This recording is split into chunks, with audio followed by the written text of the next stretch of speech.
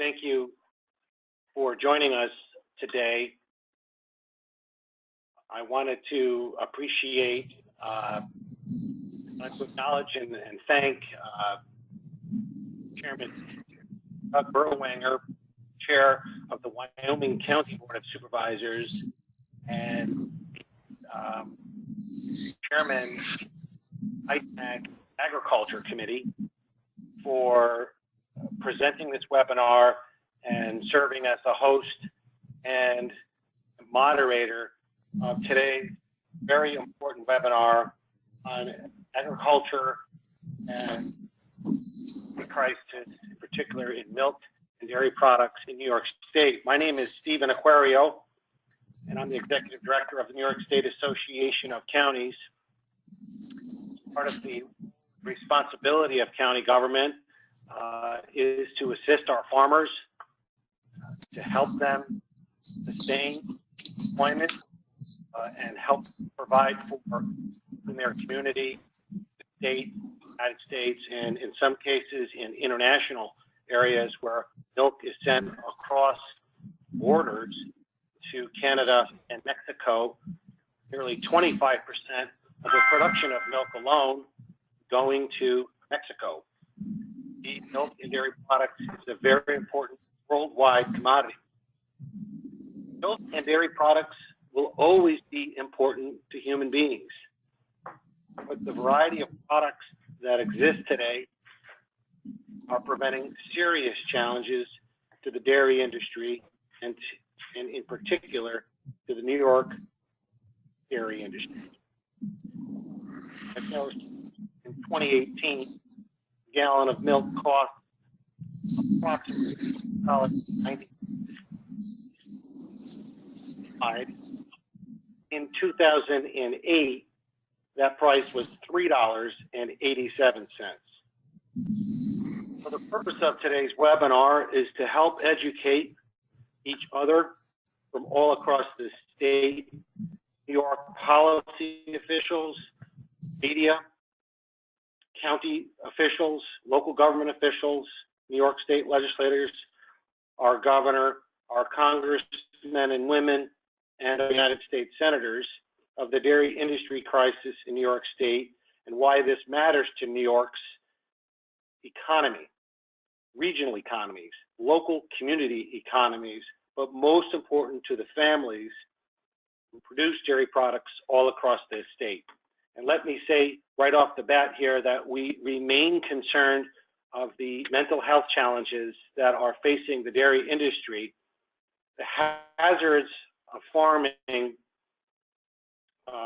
in the United States, in New York State, are alone a challenge with the heavy equipment and the labor that is required to produce the products. But what's been overlooked for far too long is the mental health aspects of this job being overlooked, or worse yet, completely disregarded by farmers who struggle to provide for their families, produce products, and provide employment in their communities.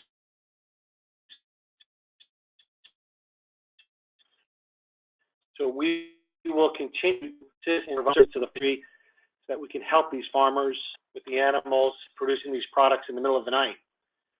In 2016, New York farmers earned $568 million, a third of what it was in 2013, according to the state's Farm Bureau, and the next few years show no sign of recovery. Because of the contributions to the New York economy, we owe it to the New York farmers to assist them during this difficult time. Technology changes have changed the dairy production similar to all other industries.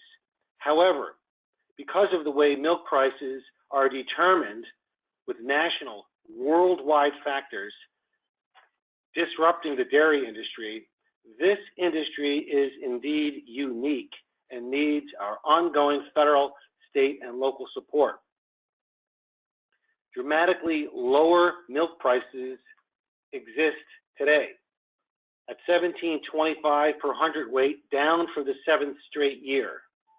Combined with an abundance of milk production, an oversupply, alternative demands, switching to soy, almond alternatives, power, drinks, soda challenges are presented to the dairy industry. High operating costs, unfavorable weather are all part of the storm and things out of control of the farmer.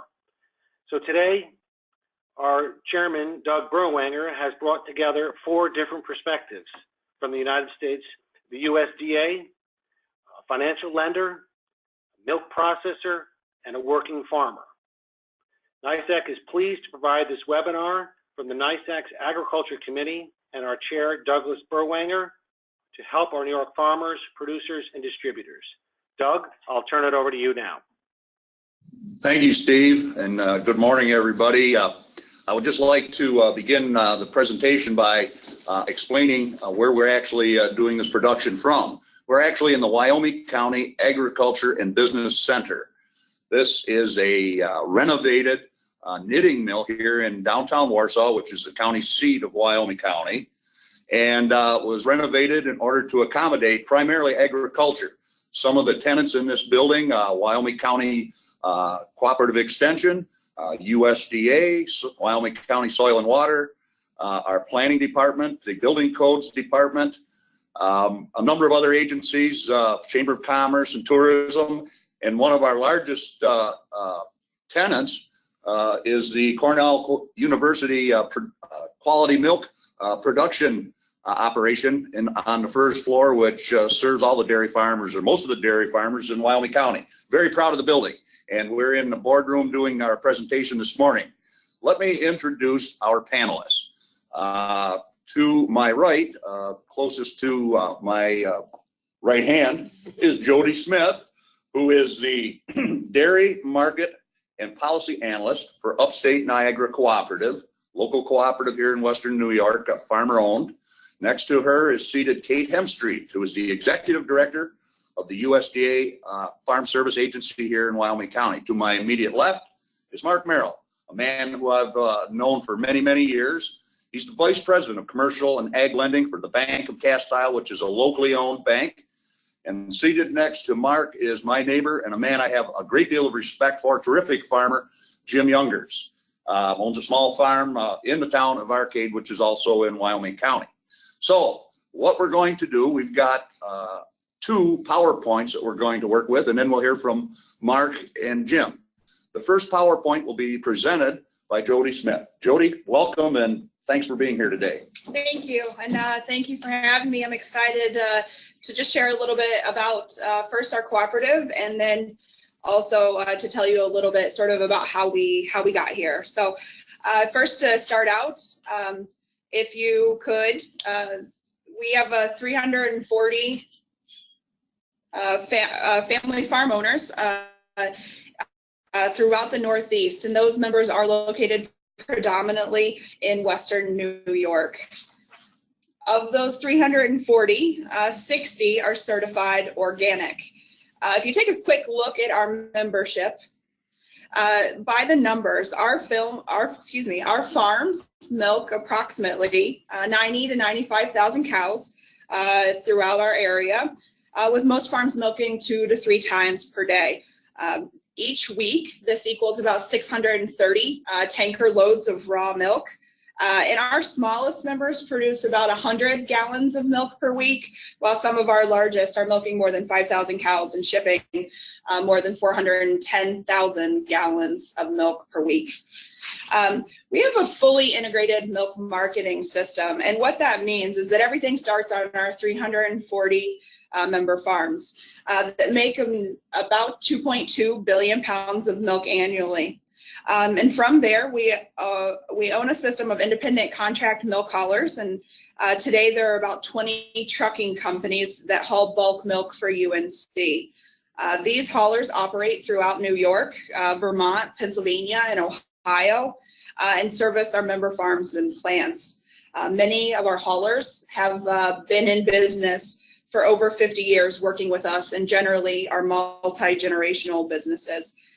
They're dedicated to Upstate and provide a great service and are a very important part of our system. Currently, the cooperative owns and operates 7 plants, and we'll talk about what each of those are here a little later. But throughout that system, that accounts for about 1,200 employees throughout New York and Pennsylvania. So it's more than just the farms that we're talking about here today. From there, we own and operate our own fleet of trucks to get the product from the plants to distribute them to the stores and customers and ultimately the end consumers. It's worth noting that there are only about a handful of cooperatives like ours in the United States, and we are very proud to be farmer-owned. Our fluid milk facilities, we own 3 of those, one in Buffalo, New York, one in Rochester, New York, and one in Williamsport, Pennsylvania. We have 2 cultured milk processing facilities, which make a whole host of cultured dairy products, such as yogurt, sour cream, cottage cheese, chip dip, and more. Our cheese plant, which is located in Campbell, New York, is our newest plant to our system. We acquired that last fall in August to meet the growing milk supply of our members and to diversify our product portfolio. Here they make a series and a variety of different soft Italian cheeses. And our 7th plant, we are majority owner of a specialty beverage and balancing plant, and balancing just meaning a plant that takes milk when no one else wants it. They tend to make lower valued commodity storable type products. This plant in Batavia is actually very unique, has a very diversified product mix, making everything from dry milk powders to dairy-based coffee beverages and cream liqueurs. So just to get to the heart of why we're here today, just wanted to talk a little bit about what everyone seems to be dubbing the dairy crisis of 2018, and just talk a little bit about how did we get here. While there are many different reasons that one could point to, I'm going to just focus my comments today largely on 3 of those. First, I figured we could talk about the robust milk production that has been alluded to previously. We could talk a bit about lack of commercial sales, kind of getting to the heart of switching consumer demands. And then just third and finally, the dynamics of trade that are affecting our industry as well. So first, the United States has had a very, very long stretch of robust milk production in the US. And you can typically think about milk supply and prices at about a 3-year cycle. Well, this time around, we've gone 52 months straight with year-over-year growth. And this is just a really incredible, kind of unheard of type of growth from milk production in the United States. If you look over the past 17 years, secondly, we're going to talk a little bit about the lack of commercial sales. And specifically, I'm going to talk here about fluid milk demand. Kind of what goes into those jugs and gets consumed as a beverage. Over the past 17 years, as you can see in the chart, Class 1 demand has gone down, and down by the tune of about 20%. Also, as you can see, that hasn't been a steady sort of 1%-ish change over that time period. Rather, 10% of that volume and the change has been lost since 2011. In that period of rapid decline from 2011 and on is the period of time we'll focus on for the remainder of the presentation. I'll say it again because it merits repeating. Class 1 demand, or demand for milk that goes into gallon jugs or just consumed as a beverage, is down 10% since 2011. In absolute terms, that's 1.2 billion pounds of milk in the Northeast that's no longer being demanded by Class 1 or fluid milk processors, and thereby also consumers.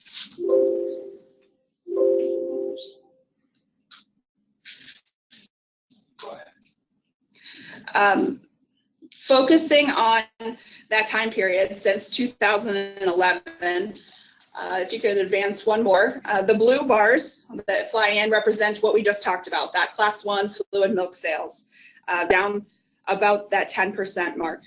I'm sorry, yeah, sorry, 10%. So if you will pull the next one in, that's yogurt, and everyone would generally say, but yogurt, it's booming, it's kind of on the rise. Well, just on a sheer magnitude of pounds used to produce those products, it leaves us at a bit of a gap. The yogurt story is one of great success in New York, but it's not enough at this point to cover some of those waning demand of the class 1. If you do a little back of the envelope supply demand situation, class 2 has grown, or yogurt sales, milk used to produce products such as yogurt, has grown by about 14%. In absolute terms, that's about 830 million pounds. So if you take that, we're at a 370 million pound surplus before we even factor in milk production growth in the milk shed. Milk is used to make a whole variety of products. Another of those is cheese, or also referred to as class 3. Those demands have remained fairly steady at about a growth of about 2% per year, and that has absorbed some of that surplus milk. However, if we put in the producer receipts, so the amount of milk that producers are growing over that same time period, you can see that we have a solid structural imbalance of milk. And that really gets to the heart of kind of part of why we're here today. That milk is going into class 4 or balancing. And again, that balancing is milk that's getting made into lower value storable commodities and not returning as much to the farmers. Said another way, that need for balancing has almost doubled in the last 7 years. So while there's fairly strong demand for a few of the products that make up that class 4 product mix, most of that, by and large, is going into those storable commodities like non-fat dry milk that the market today is just not demanding. And that's when there's the plant capacity to be able to handle that surplus milk.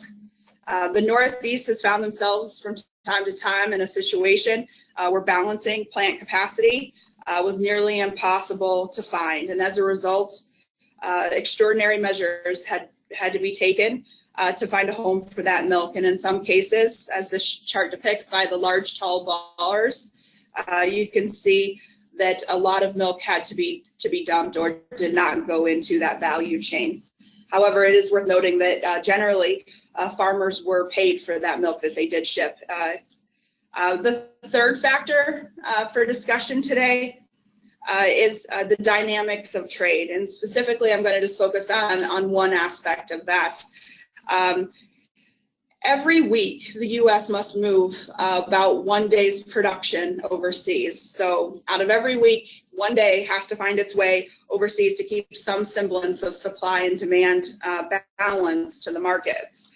A couple of years ago, the EU removed their production quota, and producers there were excited to finally be able to grow and serve other markets. That excitement and growth flooded the market, the world market, with milk. And today, markets have still not yet fully recovered. And that also is what has continued, what one economist has referred to as kind of a long, slow scrape of low prices. So with that, as the ball dropped on 2018, the sentiment in dairy markets was about as negative as I've experienced during my tenure in this industry, having come on board just after 2009. From a pricing standpoint, that outlook is meager, in many cases less than adequate. Today, though, I can report, as you can see there, that prices are taking steps in the right direction. That outlook has improved. And the magnitude of those changes may still ring unimpressive to many. But these are improvements when the overall outlook was one of further downward price erosion. It's worth stating again that these are steps in the right direction. And these are being steps are being provided by largely opportunities abroad. Milk production woes in the Pacific Rim region, China, Japan, the milk production there is slowing. And there's opportunity to be able to send American product there. Demand from value shoppers, folks that rely on oil prices. When oil prices came down, those folks became cash strapped and simply, could not have the available cash to provide some of those higher priced dairy products. However, with lower dairy prices, some opportunities are there to be able to move product into those outlets. and demand from Mexico. Mexico is it is our largest trading partner for dairy, and it's a very important piece of the puzzle that puts together the dairy industry. So with that, those are what is providing that outlook. Put up my kind of Western New York producer pay price forecast, if you will. Those first two bars are where prices kind of landed on a statistical basis for the first 2 months of the year. March should be wrapping up here in the next couple of days, trying to get that information solidified.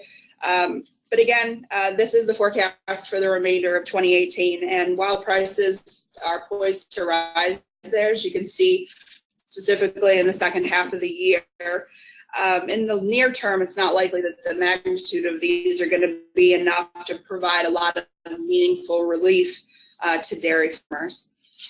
So just to bring this back home a little bit to New York and specifically to upstate Niagara, how have we addressed our surplus? Because we, like others, have had that surplus.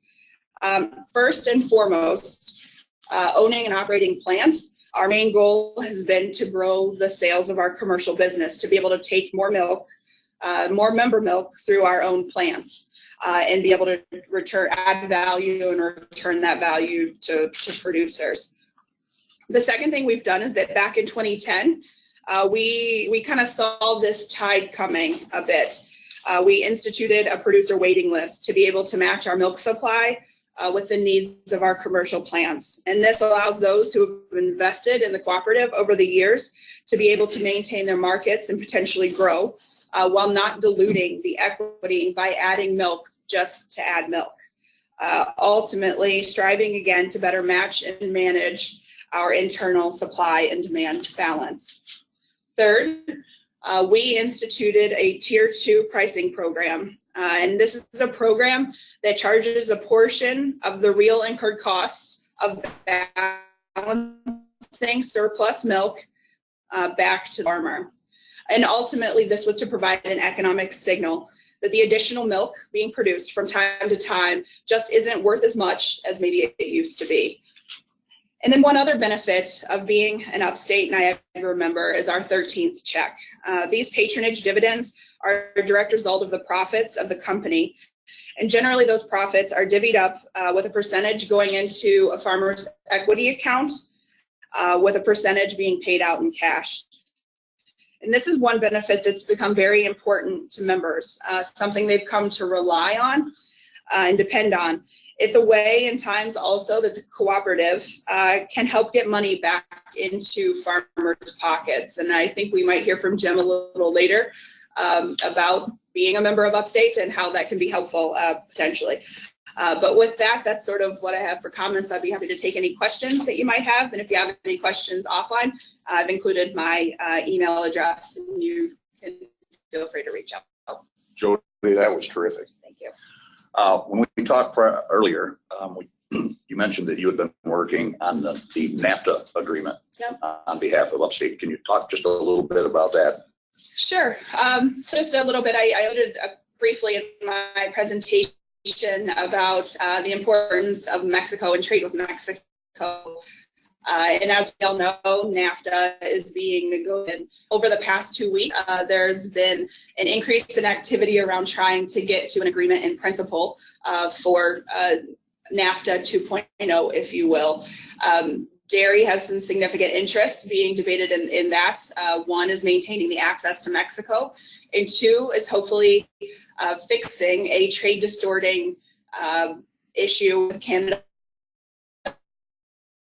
on the Class 7. They basically in there to make more undersupply management and still be able to kind of dump that milk into the world market, if you will. So those are some of the things we're working on and hope that we can get to a positive resolution as it comes to an end. I'm sure everybody would be. Very important. So. Okay, next we're going to hear from Kate Hemstreet, as I said before, the Executive Director of the USDA Farm Service Agency here in Wyoming County. So Kate, welcome to, and the floor is yours. Thanks. Okay, next slide. So I'm Kate Hemstreet. I work for the Wyoming County Farm Service Agency. Just a little bit of background about FSA. We are part of the Department of Agriculture. most offices in New York State have an office physically located there. There are some that are combined. I give a couple of examples. Fultonville is a combined office. Bath is a combined office. So there's an office everywhere in New York that is serving producers there. I'm going to talk mostly about the Margin Protection Program, which we like to refer to as MPP.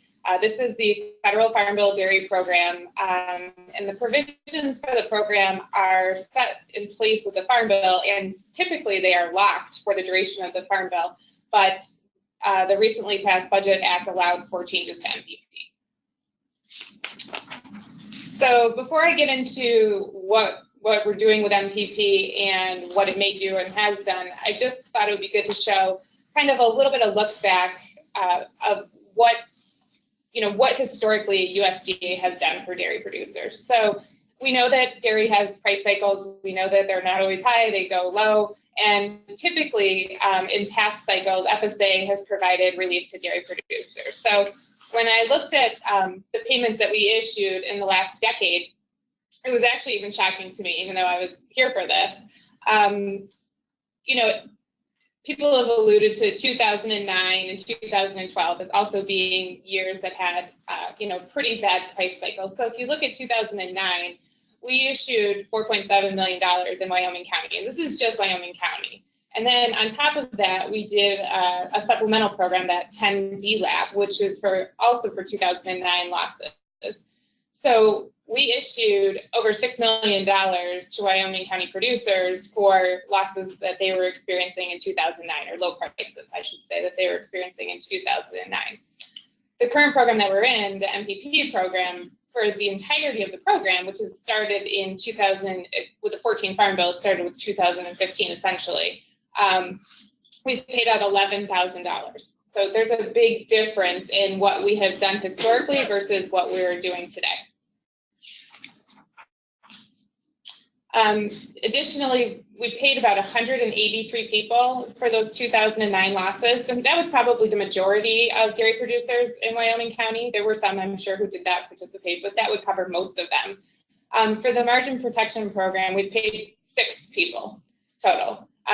We had about 92 producers enroll originally, which is roughly half of the producers in the county. And that's pretty typical across the nation. MPP, when it came out, was not, a lot of people were not enthusiastic about it. They had some other options through the Livestock Gross Margin Program. One of the biggest deterrents was that it cost money to participate, which is not how our programs had operated in the past. Before, there was never any fee. There was a fee, and in some cases it was very expensive. And there were a lot of people who just really were not happy with the program. It's kind of one of those things that, nobody got what they wanted, essentially. And so there were a lot of people who just had no interest in participating. So there was a lot of feedback about MPP, and Congress heard that. And so through the Budget Committee, they were able to make some modifications. So originally, it was pretty early into MPP where people were not happy with the program. And there was a lot of feedback, and what we got, typically was, it's in the Farm Bill, we can't make any modifications. Well, when Secretary Perdue was appointed, one of the first things he did was waive the requirement for producers to continue participating. They were originally required to continue to participate through the entirety of the program. He waived that originally, and then afterwards they did make some modifications to the program. Before I get into the modifications, I'll just go over kind of what is MPP and what it's designed to do. So we're looking at protecting dairy milk, not goat's milk, sheep milk, coconut, or almond. So this is, like I said, National Farm Bill program. It's administered through FSA county offices. And it's intended to provide relief for dairy producers when their cost of milk, or the price they receive for their milk, is the margin, the difference between the price they receive for their milk and their feed price is low, okay? So if you go to the next slide, Jodi already talked a little bit about how we, class 1, class 2, class 3 prices. We don't look at that. We look at this national all milk price, and I don't know if you want to get into exactly how they determine that, but it's probably not necessary. So a lot of people use class 3 when they're talking about milk. We use basically some version of an average of those prices, essentially. the thing that I think is really important to note is that this isn't the actual price that anybody got in their milk check. So this isn't what Jim has in his milk check for the price he received. It's this blend price. It's national. It's not regional. That's something that people can debate if they'd like to. The feed that we look at is not what anyone's feed price is. This isn't what their bill from their local feed company is. This is also a blend, and it's based on sales of corn, sales of soybean meal, and sales of alfalfa hay. And these are all at the national level. And basically, you know, somebody like these elevators report in the prices, the statistics folks come up with, you know, averages and totals, and then they send that out. And we look at the difference between what that milk price is and what the feed price is. And that's the margin that we're talking about. Okay, so margin protection program allows producers to protect that margin. So do you want to have $4 left over after you get your check and you pay for your feed, or do you want to have $8 left over? In theory, you want to have more than $8, but the program, the highest level of coverage is the $8 coverage. So the $4 coverage means that you have very little money left over at the end, okay? I like to think of it sort of as a deductible. I think that helps people to kind of put it into layman's terms, that you have a really, really high deductible. So you have to eat that whole, you know, that difference all on your own, versus if you have the $8 coverage, which I like to call the Cadillac of coverage, you have a low deductible. So you have less risk. So producers have to purchase coverage. This isn't free like it was under some of the other programs. So everything that we do is cost per 100 pounds of milk, and the cost is based on how much milk you're protecting. The program has historically looked at different price per coverage for tier 1 and tier 2 is what we call it. Tier 1 is up to 5 million pounds of milk, tier 2 is over. So the cost is going to vary by the level of protection that you select. You know, the higher the deductible, the lower the premium, the lower the deductible, the higher premium. And just a reminder that these are all national prices, not local prices. So what did they do when they made modifications to MPP? So these are the changes. This catastrophic level of protection was $4 coverage. Now it's pretty much $5 coverage. And it also increases the amount of milk that you can protect with the lower premium schedule. So it used to be 4 million pounds. Now it's 5 million pounds. The original program had that you could protect 4 million pounds at $4 for just the basic $100 administrative fee. Now it's modified that basically you can protect 5 million pounds at $5 for the $100. It also decreases the premium schedule, and we'll look at that more in depth. And it doesn't waive the enrollment fee for producers who are eligible. This includes people that are from socially disadvantaged groups, veterans, and people who are limited resource. So the other big change, and I think one that's going to be very beneficial, is we're looking at this milk overfeed for individual months instead of averaging 2-month periods. We had cases under the prior program where 1 month was low, but when you averaged it with the other month, it ended up not resulting in a payment. And looking at months individually, I think is going to make a big difference. So some other good things. The program is retroactive to January 1st, and this is definitely different from some of our other sign-up periods. Typically, producers have had to make a program election prior to the calendar year that they were covering. So they had to use their best estimate and, you know, information available to them to make their decision on what level of coverage they would want to pick, and they had to do it well in advance. Our sign-up opened on Monday, so that's April 9th, and goes to June 1st. So that's good because we're going to have at least 3 months of known data for producers to work with, instead of just estimates for the entire year. And I think that that's going to be really important. There are some producers who, even though they were allowed to not continue to participate in 2018, they did choose to enroll in the program. But those people are going to need to make a new election based under the new provisions. Basically, we've wiped out their choice from before and said, okay, you know, we have all new rules. You need to come back in and take a look, given what, you know, what we know now and what the differences are. like I mentioned, there's a cost to participate. There's a $100 administrative fee, and that's due by June 1st. And then the premium for the buy-up coverage, which we'll look at what that might cost, that's due in September. And we do have some vehicles that we can use to try and offset those payments so that producers aren't left with a bill. One of my number one concerns is that, we provide relief through a program, and we know that producers aren't in a good situation. The last thing I want is to come September, we're there and they owe us money and they don't have any money. So these are really good changes, but how is this going to help, or is this going to provide relief for people that are experiencing price difficulties on the farm? So the coverage, we talked about how it became much less expensive, and it's significantly less expensive. If you'll notice, like the 450 coverage was $0.01 before, now it's free, so that's good. The most important is in your high levels of coverage. Before, your $8 coverage was 47.5 cents per hundredweight. Now it's 14.2 cents. That's significantly less expensive, and it's going to make a big difference in terms of, is the program going to be a net benefit to producers? However, the tier 2 coverage, they did not change the price structure on that at all, and it's very expensive. So the $8 coverage is $1.36 per hundred, and that's a lot of money. So that's saying if you're, what did you use? You used 15 something. So 15 something was the price received for a producer. So $1.36 of that would have to go to buying MPP coverage on that milk, which is pretty significant.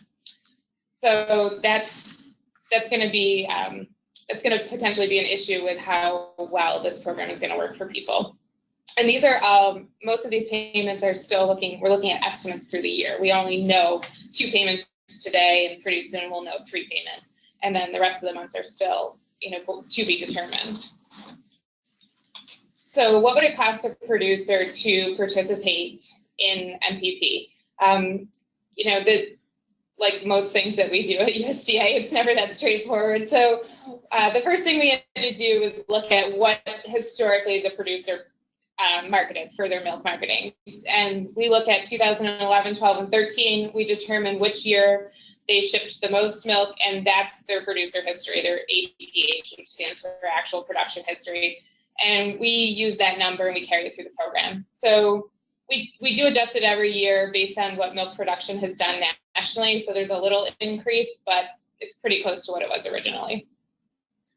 So we're going to take that and we're going to multiply that by the premium rate, and we're going to look at how much they're going to cover. So they can cover up to 90% of their milk and down to 25%. So you can't cover, 23.5%. It has to be 20, 25, or 90. Nobody can do 100% either. So when we're going to look at how much production we're going to cover, we're going to look at what their actual history was. We're going to adjust it for that national increase in production, and then we're going to get their hundredweights. We do everything in hundredweights, which is 100 pounds of milk. Then we're going to determine how much we want to cover. And so this is where, I said it gets complicated. There's a lot of moving parts to this program, and producers have to make a lot of decisions, and we have to run a lot of different scenarios for them to have the tools that they need to be able to make a pretty educated decision. So the most you can cover is 90%, and we'll look at that. So we're covering 12,979 hundredweights for this particular producer. So we want to look at what is it going to cost this producer to participate in the margin protection program for the year. So this is the premium schedule for the year. So basically, if you buy 550 coverage, it's $1 or $116. If you buy $8 coverage, you're looking at $1,800. So this is what the producer would owe. So, the number one question we have is, well, would I want to do this? I mean, what am I going to get paid? Well, that's a really good question. So we have to look at what we think that margin is going to do. And this is where folks like Jodi come into play, because this is what she's doing every day, is calculating these price scenarios and seeing, what we think milk markets are going to do. Like I said, these vary every day. different economists make these projections. They're typically pretty close from what I find, but they're never exactly the same. And this is just, one person's projection from, I think, 2 weeks ago is when I pulled these numbers. So it looks like for the year, we're looking at the lowest margin projected under this scenario was $6.71. So again, producers are selecting their level of coverage. So if the projected margin, no, sorry, that's okay. So the projected margin is, if you pick $8 coverage and the actual margin is over $8, there's no payment, okay? And I did cover that actually on here, sorry. So if you picked, in this example, if you picked $7.50 and the actual margin was $8.32, you don't get a payment because what you put as your floor, basically, it didn't come down to your floor, it stayed above it. If it was another scenario where you picked $7.50 and the actual margin was $7.02, there's a 48-cent difference, and that's your payment rate, okay? So if we have a 48-cent payment, how are we going to determine what the producer is actually going to get paid? So we have a pretty simplistic approach to this. We look at the number of pounds that you're covering through MPP. We divide it by 12. It's not like your milk check where it actually depends on how many pounds of milk you shipped in a month. We just have this really straightforward calculation. So it's your monthly production, we call it, times the payment rate, which gets you your payment. Okay, so in this scenario, for this month, this producer is going to get $518. Everything that we issue now is subject to sequestration, and it's likely that it'll be sequestered by 6.6%, but that's kind of up for debate. It depends on how the budget bill was written, and I honestly have not neither read it in its entirety nor gone recently to look for that information. So there was a payment, but was it worth what the producer had to pay to participate in the program? We only have this 1 month so far, and according to this, the producer had to pay $1,100. His payment was $518. So as of the 1 month payment, he's not ahead by participating in MPP. But that's only 1 month, and there's 12 months in the year. So we're looking at what producers may be looking at for payments. So we have these 2 months that we actually know what the margin is. So we know there isn't going to be a payment for January. We know there is going to be a payment for February. And then we're going to pay at 3 different levels for February. So if you picked a $6 margin, obviously you're not getting a February payment because the actual margin was $6.88. Okay, so this is what the payments look like for the year, and that lines up with what Jodi said, that the end of the year looks better, which means there's no payments projected. That's a good thing. That means that producers are receiving more for their milk. But the middle, like through late summer, basically looks like there's likely to be payments for MPP, so that margins will be low. So for our example producer, we do a lot of scenarios that are, okay, so if those projections are right, if those are actual payments, if this, this is what your payment would be. So looking at, those projected margins being actual margins, this is what the producer would end up with at the end of the year. So it looks like he's going to end up with, after sequestration, approximately $5,600 roughly, with the $8 coverage. And if he had $7 coverage, he would had $575. And if he picked $6 coverage, he would have not received any positive benefit. He would actually be out $286. So that's kind of the issue that we come up against in helping producers make the best decision is, what are markets going to do? What is the potential cost versus the potential benefit to them? So using that example, if the producer picked the $8 coverage, he'd be, he'd have thousands of dollars in his bank account that he didn't have before, and that's a good thing. But that was our example of the Tier 1 pricing structure, and we talked about how Tier 1 has a different pricing structure, and it's significantly more expensive. This other producer had a 10,000 pound production history, and this, depending on what county you're in New York State, these scenarios might be typical or atypical. There are probably going to be more producers that are in the Tier 1 only coverage rate, which probably going to be a good thing. But in certain counties, and certainly in Wyoming County, we have a lot of people that have a production history that is over 5 million pounds. So we're going to be looking at this quite a bit. So when you compare the price to participate in Tier 1 versus Tier 2, it's significantly different. I mean, you're talking 14 cents versus $1.36. That's just insane, actually. Wildly different, I guess I would say. So you can only cover 5 million pounds of milk at Tier 1. There's no other way around it. So to cover 90% of this producer's milk, the rest of that production would need to be at Tier 1, or Tier 2, excuse me. So the cost for Tier 1 is $7,100. This producer's cost for Tier 2 is $56,226. And I think it's important to remember that you're covering less milk at Tier 2, but the price is just wildly different. So what would the payments potentially be for this person? This is a lot of more scenarios. And I apologize that it's sort of small. So we talked about the cost. We're going to look at the $8 coverage. So for the first 5 million pounds of milk, this producer looks like they're ahead at $23,000, which is what's projected to be the case. When it comes to Tier 2, he's going to lose $30,000. That's okay.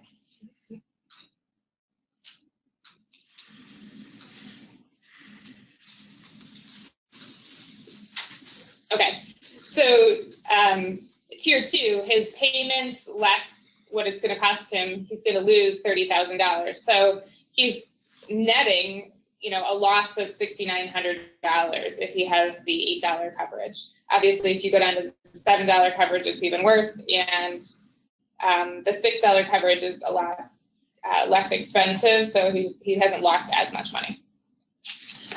So what does this mean for our producers? So obviously Tier 2, anybody that has a history of over 5 million pounds, the coverage is very, very expensive, and there's not projections to show that it's a positive return on pounds that are covered under the Tier 2. So it seems like maybe the logical decision would be to avoid Tier 2. Well, you sort of can do that, potentially. It depends on how many pounds your production history is. So for the farms that have roughly 200 cows, and give or take probably 50 at least, they could possibly cover all of their production under Tier 1. Over that, they probably will have some production in Tier 2. However, this is where the percentage of production comes into play, where you can decrease your percentage. Instead of doing 90%, you could do 85% or 70% or whatever it takes to basically get out of Tier 2 or to get as much milk under Tier 1 as possible. So for the farms that have roughly 800 cows, or simply put, if they have a production history of over 20 million pounds, there's no way for them really to avoid Tier 2. And that's where it's going to get increasingly complicated for producers to figure out whether or not there's any benefit for them participating in this program, because we can guarantee you that their premium will be X number of dollars, and we're talking significant amounts of money here. We're not $70,000, $80,000. So we know that that's what it's going to cost them to participate. How reliable are our expectations of what they may or may not get, and where there's definitely a point of a diminishing return. So we need to see if we can balance that and get them the best benefit as possible. So in summary, I think that many of these changes to MPP are positive. Obviously, your average to smaller size producers are going to benefit the most. Large producers may not receive any benefit at all. There are a lot of decisions that the producer needs to make. It's a very active program in terms of deciding what level of coverage you need to do, what percentage of milk you want to cover. The best part of it, in my opinion, is that we have until June 1st. I hope everyone doesn't come in on June 1st, but we're going to very quickly know 3 months of payments, and I think that that's going to be able to tell most producers where they'll stand, if it's going to be positive or negative. We have assistance that we can provide to help producers make these decisions, and also there's additional online resources. One of the things that I failed to mention earlier and want to make sure I include, we talked about how some of the prior programs issued quite a bit of money and didn't require any participation fee from producers. When we started MPP, in addition to the $100 per year per producer administrative fee, we had premiums, which we just went through all of that. So we collected a lot of premiums. In Wyoming County alone, we collected over $200,000, and I don't actually have the ability to mine out that data to get the exact figure, but nationally, we're talking about, do you think it's over 100 million? Lesser, like 70. Okay, so $70 million that USDA Farm Service Agency took in MPP, and we've paid out a very, very, very small portion of that. So all of that money just went into the general fund. So a lot of producers were obviously displeased that they paid into a program and saw no return, even though they were experiencing some pretty uncomfortable price situations. Very impressive, Kate. Thanks. Do you have a sense of what kind of participation you can look forward to I think in this that program compared to the last program? So part of it is how you present it, right? Because people have a really negative feeling about the MPP program, and I don't blame them at all. So I think the benefit is going to be that I think that we will be able to say with pretty much absolute confidence, once we know March's rate, it looks highly likely that March will have a payment, and I think I will be able to say to most producers, this is what your payment will be versus this is what it will cost you to participate. It is positive. There's no reason not to. Sure. So it has probably a higher level of participation, and I don't see why you wouldn't. I don't think you have any risk really. For the ones that are over, the largest producers, I don't see them participating at all, frankly. And then the ones that are in between, maybe not. It depends. I mean, there's going to be a point where, yeah, sure, maybe you'll get $6,000 or something, which on a very large farm, that's not a lot of money. It's going to have to be, how much risk do I have versus what the potential for the payment is. Yeah. Pretty complicated. Yeah, I do think that we are going to see people who opted out of the original MPP decide to do something because we will be able to say to them, you will get a payment. It will be at least this much money. Yeah. That's reassuring, I'm sure. For me, yes, for me it is. Okay, well, thanks. Moving on, I'd like to talk with Mark Merrill, obviously Vice President of Bank of Cast Isle, charge of commercial and ag lending, primarily ag lending. Mark, how many years have you been in the ag lending business? 36 this year. So you know Wyoming County and Western New York pretty well, the agriculture scene, the dairy scene in particular. I've seen quite a bit of it. In your career, have you seen a more depressed time in the last 36 years? Well, as I just said, I started in 1982 in this business, and during that time period, I've seen the commodity prices, and I'll include milk in that. They've gone up and down, and probably the biggest challenge that we find ourselves in at this point is that the trough that we're in has lasted longer than most of them. In the past, we always counted on a couple years of good prices, and then you dip down in the trough.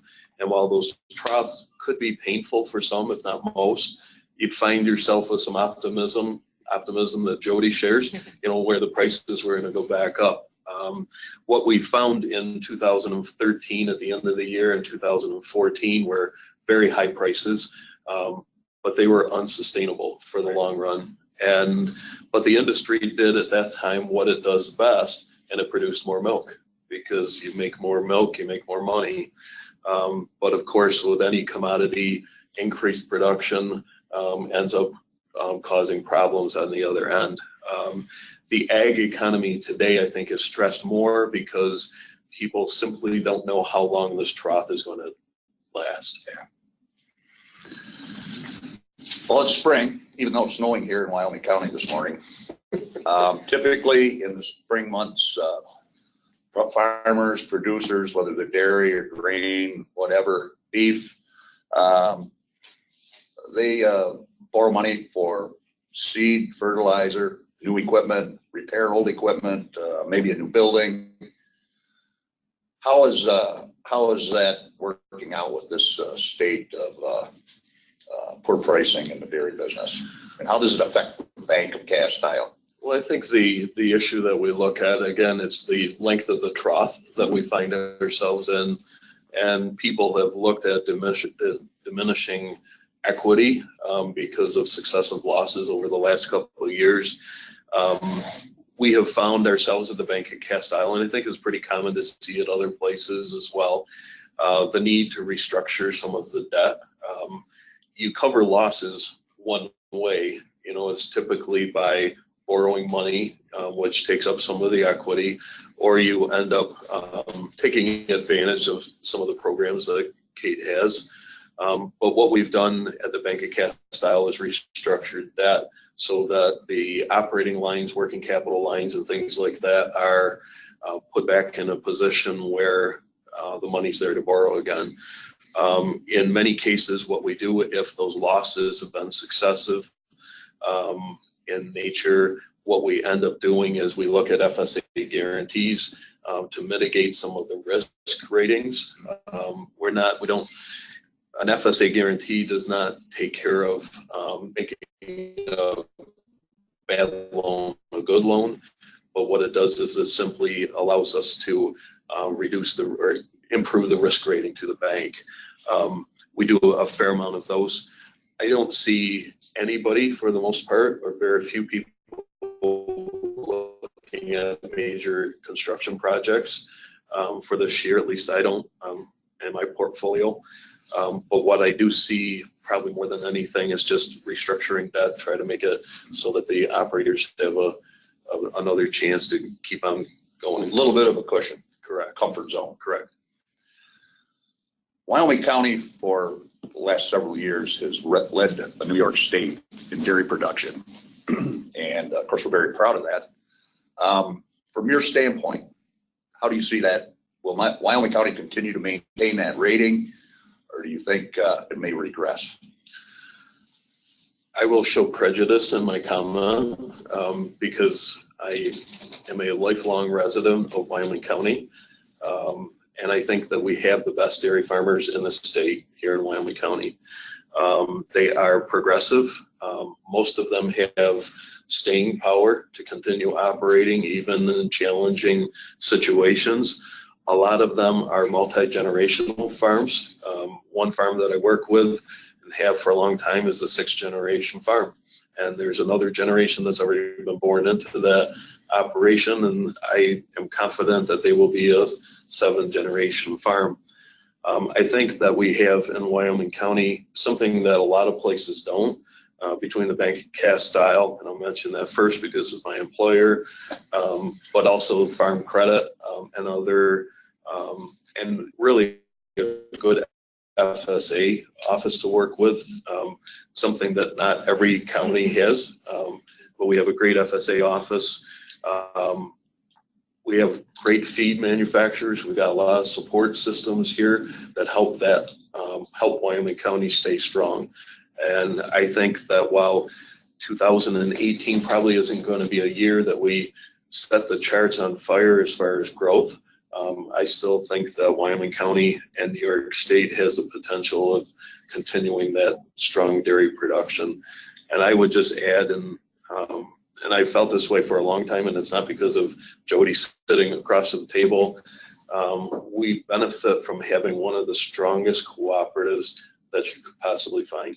And that is a really key thing for the producers in Western New York and Wyoming County. Back when I bought my farm for my dad, one thing he said to me, and he was one of the first producers, joined Upstate. He said, whatever you do, and you do a lot of dumb things, but don't leave the co-op. And I haven't, and it's been a terrific relationship. My son has took over the farm now, and any benefits. You know, we just talked about the 13th milk check. That's a pretty important check, isn't it, Mark? Sure is. Yeah, and so we're proud of the co-op, and we're glad that they have a presence here, not only in Wyoming County, but in Western New York as well. Mark, I know, you know, you probably don't want to talk a lot of business, you know, but this is a question that I've heard time and time again. Are there a lot of farms in Wyoming County or across New York, in your opinion, that are actually in dire financial trouble? Well, trouble is a relative term. It can, trouble on one operation, it could mean it's going to be tough making all of our payments and making all of our monthly bills whole. Others are experiencing stress because of family issues. Again, multi-generational operations are great, but sometimes that can cause problems as well. And so there are a lot of different factors that come in that can impact people. We are into our third year of fairly low margins, and that's probably where the stress is coming from more than anything. We look at everything on an accrual basis. You know, you look at your inventories and things like that. But as a very successful farmer told me one time, I can't take my accrual to the feed mill and pay my feed bill. Yeah, that just doesn't work. So what you see as some challenges, just trying to cover expenses right now. And I think one of the other challenges that you see and find is that people are wondering, how long am I going to have to do this? Am I willing to watch my equity erode every single day by milking cows? And it could be true with anything, because if commodity prices for corn or soybean or anything like that are low and you're not making money on those things for whatever reason, it's a tough thing for people to go through. Probably one of the biggest challenges that I've ever faced in my career is trying to counsel or work with a farm that probably is at the point where it's not sustainable anymore, and try to convince them that right now, before there's just this much left of the operation, right now is probably a better time to get out than it is later on. And it's a challenging thing, because you're taking somebody that's put every bit of their heart and life into something, but it sometimes is for the best. Yeah. And while we don't like to look at things like that, sometimes we at the Bank of Castile, and I know Farm Credit and FSA, they do the same thing, and they try to counsel people through making lifetime changes, which isn't easy. Well, you know, farming, and you know this, and so does Jim and you ladies as well, it's a passion, it's a lifestyle, and unless you've actually lived it, it's hard to understand it. But, you know, people, as you just said, they put their whole life into an operation. It's pretty tough to walk away from it. That's correct. We kind of touched on the next question before about the future of the dairy industry. Any further thoughts? I mean, do you think it's going to come back or maintain? I mean, there's always going to be a demand for milk, but you know, here in Wyoming County, we've got some of the most cutting edge farms in the nation as far as dairy is concerned. Do you have any further thoughts? The ability of the dairy farmer to look at their operation and make even things that will seem like minute changes, but end up making meaningful changes in the profitability of the farm is just an amazing thing to me. And I think that the strong producers, those that are going to succeed and for the next generation or pass things on, I think that those people they're the ones that are making changes to become more efficient, finding, again, just those little things to make that next milk check go a little bit farther. Yeah. The biggest challenge I think that we have is that we need to look at the dairy industry as a global picture. As Jodi pointed out, it is not just New York, it is not just the US, but we look at the EU, the UK, you look at New Zealand, everything that happens all the way across the planet. ends up impacting our pricing and things here. And it would be great if we could do, the industry itself could make changes without governmental interference, but that isn't likely. But I think that the future of dairy in Western New York, Wyoming County, New York, is still positive. Still strong. It's just going to take a little bit of deep breaths for people. Yeah. Thanks, Mark. Thank you. Our next panelist is my neighbor. As I said before, a man I have a lot of respect for, Jim Youngers. And Jim, why don't you talk a little bit about your farm, how you got started, how many cows you milk, that kind of thing. Okay, I was born and raised on a dairy farm. After high school, I went to work for my uncle for 12 years on a 200 cow farm, got lots of experience. Then we decided to get on our own. I purchased the farm. So we've been there a little over 30 years. We started out probably with 40 cows. We're now up to 62. And but we're looking at retirement. So so that's where we are. How's the farm doing? The farm is done. How's the dairy business today in East Arcade? The farm is done really well. I can't. It's provided a great living for us. We've raised the family. We paid the farm off. Things are great. Until a few years ago, I must add, part of our success is my wife is a full-time registered nurse, and that is a big help in covering the non-farm expenses. Healthcare was a big thing that Sarah's always been able to provide for us. So the farm has done really well. The last few years, like I say, I'm looking forward to retirement. After the farm was paid for, we put that money into retirement account and a nest egg, a savings account, so we could enjoy life after farming. But the last few years, production, I think we run a pretty good farm. We've instead of cropping all my land, I buy all my forages from a large farm, neighbor farm, and that has worked very well for us. So that I can concentrate on milking 60 cows and not have to worry about crops. We rotationally graze. That cuts my feed cost more than half come summertime. But the retirement, the money goes into the retirement account, but especially this year. This year was money had to come out of the nest egg, and it had to come out of my wife's account to just to Pay the bills. Just to pay the bills. This month, the feed I buy from the neighbor,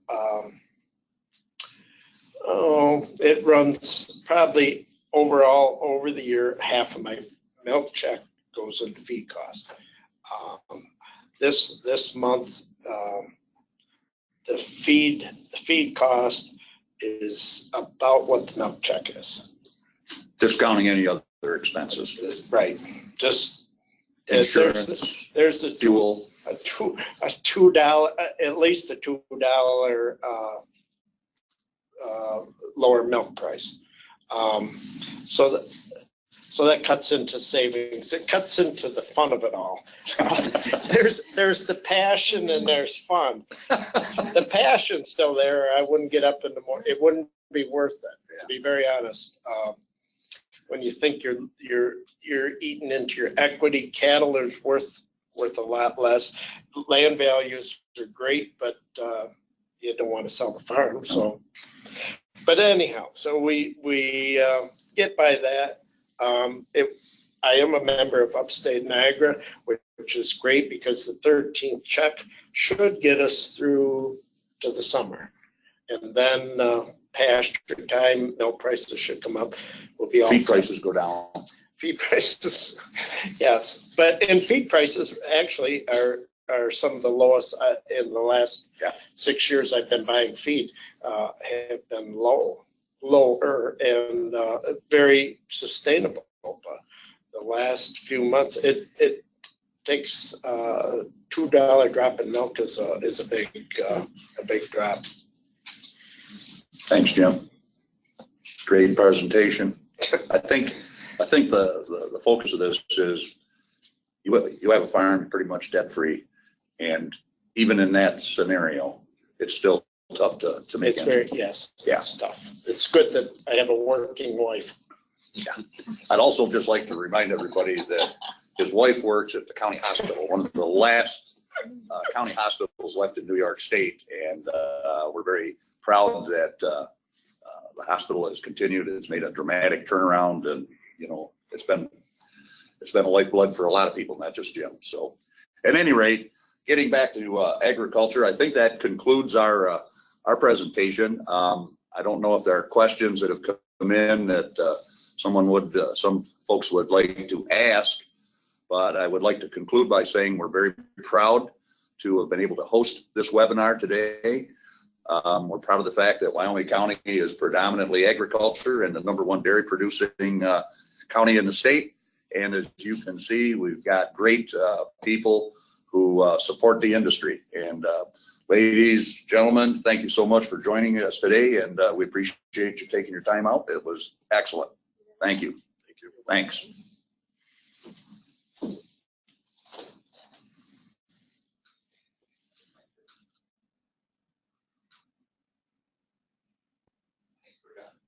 I took this off.